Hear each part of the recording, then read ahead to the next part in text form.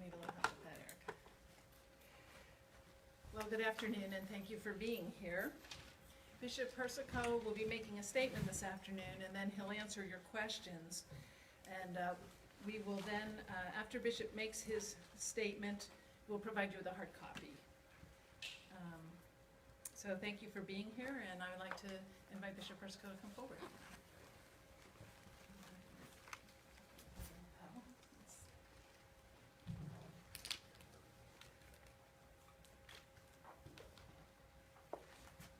I think if you just clip it on.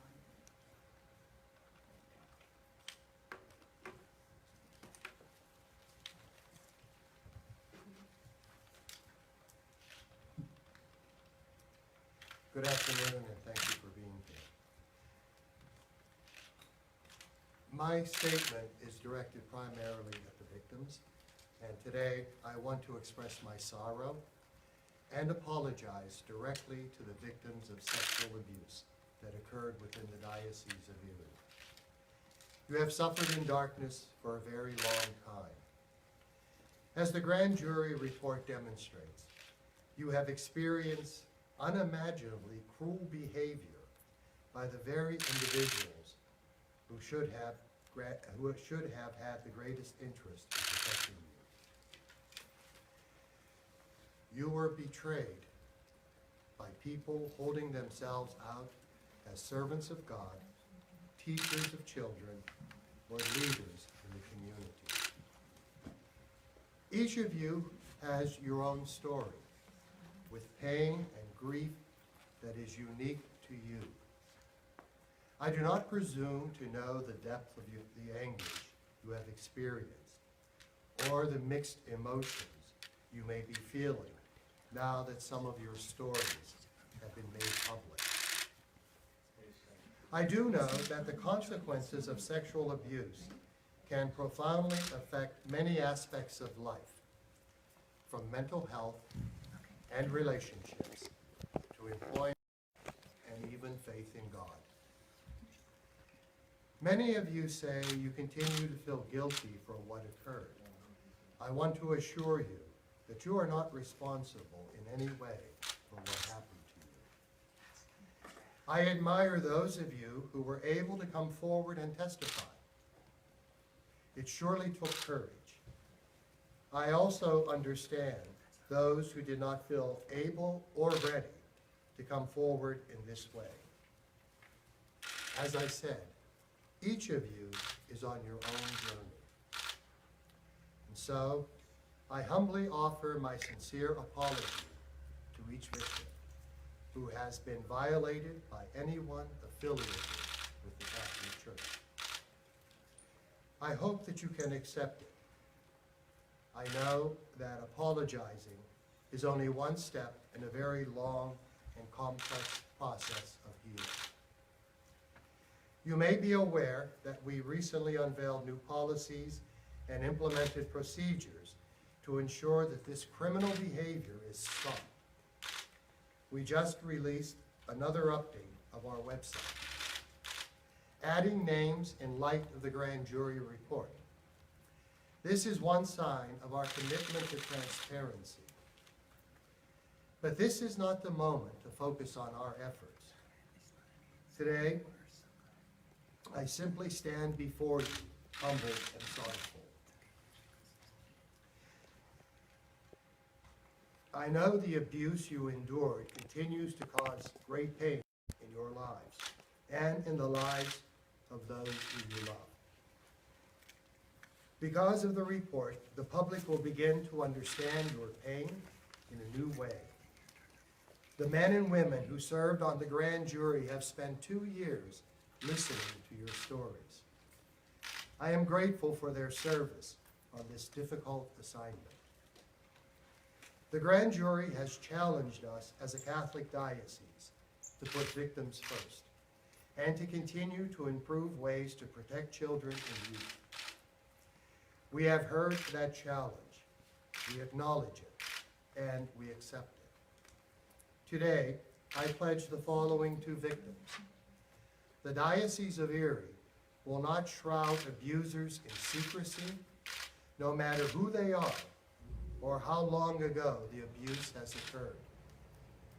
We acknowledge the abuses of the past and are committed to being transparent with our decisions going forward. Allegations of abuse will always be turned over to proper authorities for investigation. We plan to continue providing law enforcement with details through our own independent investigation as well. We will continue to publicize and provide counseling and related resources that are available to help you heal. We understand it can take time to come forward and report abuse. The Diocese of Erie offers to pay for counseling of abuse victims, no matter how long ago the abuse occurred, or whether or not the victims still live within the Diocese of Erie. Additionally, I am willing to meet with any victim who wishes to meet with me and offer any pastoral support that I can. Finally, I know the whole community will be deeply affected by the release of this report, and that people will respond in many different ways.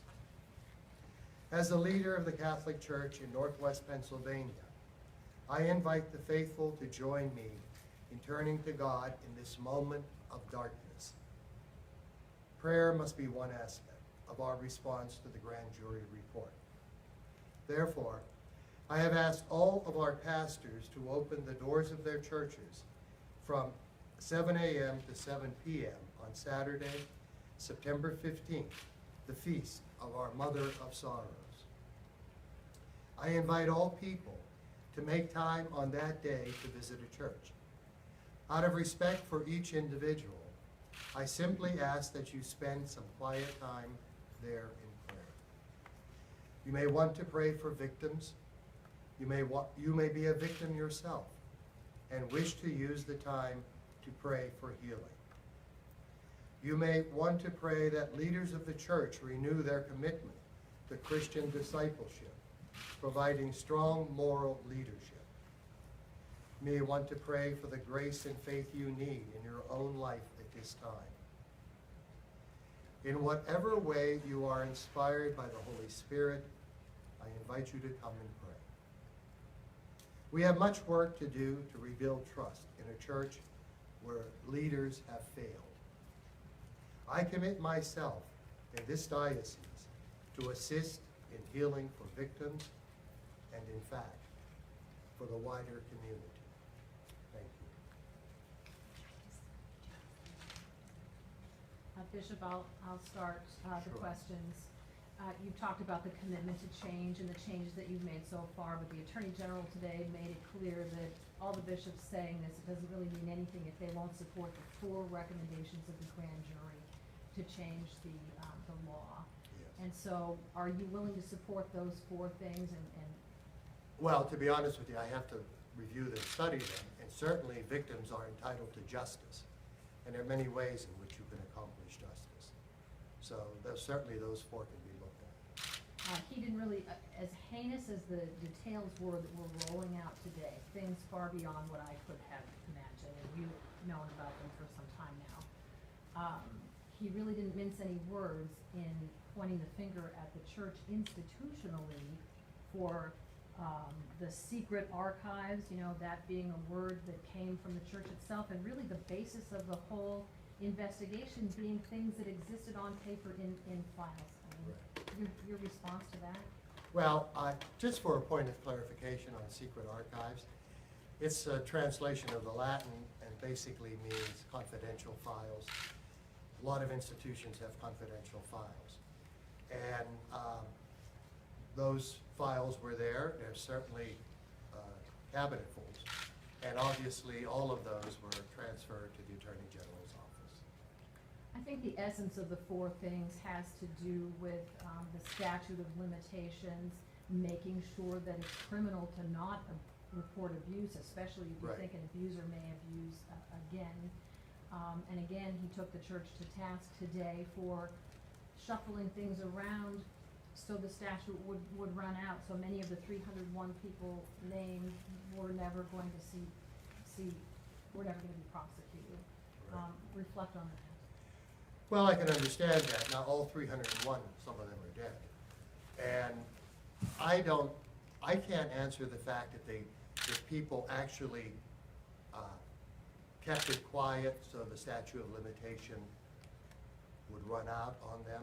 That would be giving, quite frankly, the bishops a lot of credit, that they would plan that. The other challenge had to do with making victims or their families believe that confidentiality in a church setting extended beyond communicating with the law if they themselves chose to go to the law. How do you feel about that? Well, ever since 2002, we've had a policy that there should not be confidential arrangements like that. Many of them that I would imagine the Attorney General spoke about were old ones prior to 2002. You were singled out by someone who did the right thing, by the Attorney General, as someone who did the right thing, as a bishop who was willing to not just write thoughts down on paper, but to come before the grand jury. You and I have talked about that before, Yes. but I'm asking, I mean, how did you feel when he mentioned your name? Well, I thought that was kind of him, but, you know, it was not to look for accolades in doing what we did. As I said before, we did what we did as a diocese because we have to move forward. So it's not looking for any praise from the Attorney General. It was the right thing to do.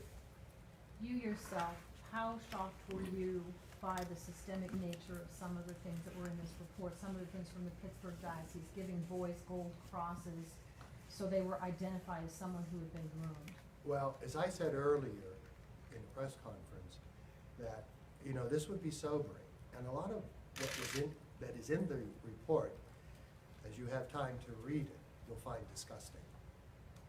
And there's just no excuse for their behavior and for what they did to these children, and the way they treated them, and probably their families too. Do you understand why people can't understand why church leadership, as each disgusting case came forward and reports or complaints, didn't feel strongly enough about it to do something then? I can understand where people would be upset, yes. I can't go back and understand why that kind of behavior occurred among the leadership. But that's why when we started this endeavor, I knew moving forward, we can't do it the old way anymore. It's illegal and wrong, immoral. So we had to move forward. And that's why initially when K&L Gates gave me some credible allegations that we needed to deal with, I said, well, I don't feel right waiting for the grand jury to come out. I know these things about these people, and we have to put that on a website. We have to alert the community, because some of them were still alive. And that was one way to monitor them, because how would you prevent them from acting out when you no longer have control over them, whether they be teachers or priests? Bishop, the Attorney General referred to Bishop Troutman in two fairly specific examples of what he considered to be, of what the Attorney General considered to be a cover-up. Do you think that characterization is fair and accurate, and does it disturb you that Bishop Troutman was named twice? I don't exactly think so. Some of that Bishop Troutman inherited. So when you say you don't think so, you don't think it's entirely accurate? To categorize it like that, I'm not sure. I think, you know, I don't really want to be standing here speaking for Bishop Troutman. Bishop Troutman is on an extended vacation, so his attorney is available to answer any questions you may have. I think Anne Marie has contact information. Okay. Bishop, is there anything from your time in the Diocese of Greensburg that you regret or would have done differently based on the report's findings? No, we all could do a better job, but then I think as you work with this more, you come to a different realization. And as you deal with it more, you begin to see the rot that is there. And, you know, now you have to do something.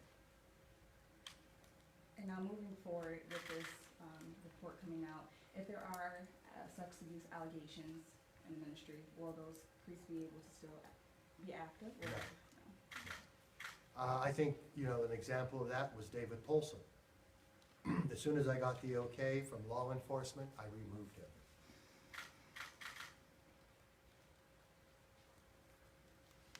Any other questions?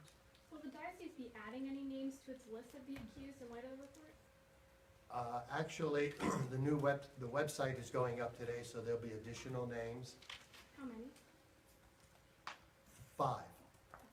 5. Some of them you won't find in the grand jury report. We got those on our own through our investigation. Is that 41 plus 5 or 39 plus 2 redacted plus 3? Well, I will defer that question to Monsignor Losi. He keeps our stats. Monsignor Losi, did you hear the question? Yes. Are you prepared to say those names now that are going up? Could you, We have the list, actually. We have a list prepared for you because we anticipated the question of who's on our list versus who's in the grand jury report. So Anne Marie's handing that out. There are 5 new names added to the diocesan website today. They're all priests. 2 belong to religious orders. 3 are priests of the Diocese of Erie. 2 of them are deceased, 3 are still living.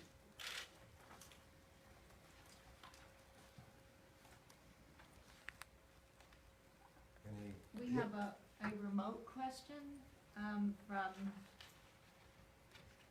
WPSU and State College. Their question is, Attorney General Shapiro says the diocese, including Erie, had documents about allegations and admissions of child abuse for years but didn't take action. How does the diocese respond to that inaction? And why didn't they act earlier? Pardon me? And why didn't the diocese act earlier? Well, I think part of it has to do with my arrival time. And as I said before, I needed to get a handle on what we had. That's why I invited the Erie County District Attorney to be an independent review of our files, to see if something should be brought to my attention, and also to see what best practices. But in the course of that investigation, we were served the subpoena. Another question from WPSU.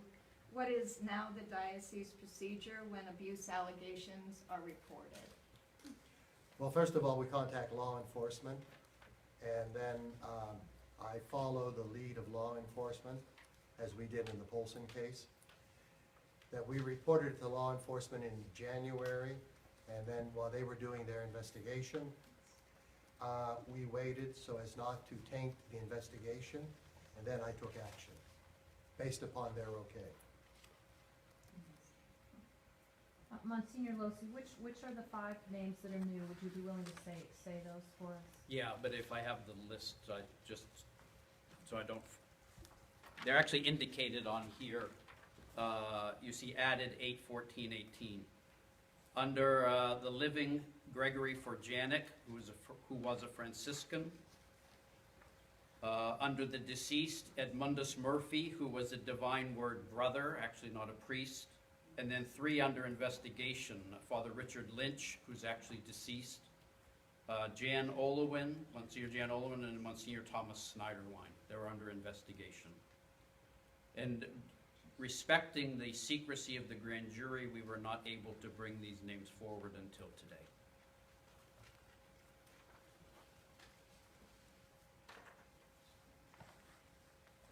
Any other questions?